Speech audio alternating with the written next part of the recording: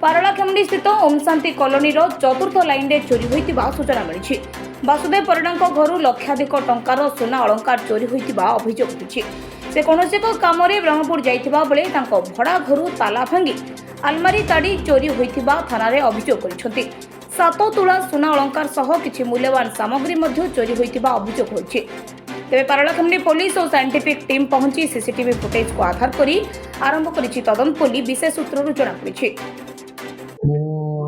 काम को जाइए दिन बेले नाइट को दंडनाच होता 8 बजे छकरे दंडनाच देखा जाइए निद आसला 3टा अधे आसला चोरी गोटे सीधा गलु घर को आसिक बाहर फोन गलु पुलिस स्टेशन आसला आम सेल स्विच ऑफ हो गलु माउस जन डाक गलु जार कैमेरा रेकर्ड अच्छे डाक गलु लाइले आउ थे पुलिस फोन गलु पुलिस आसला साई पड़ोसा डाकिले आसिले समस्ते सुना 7 तुला रूपा 2 तुला पैसा किसी ना भले काली सकाଳେ आसते 2 जन पूरा सन्देह अच्छे रूम रेंट पचारे आसते भर जड़े सेम का देखा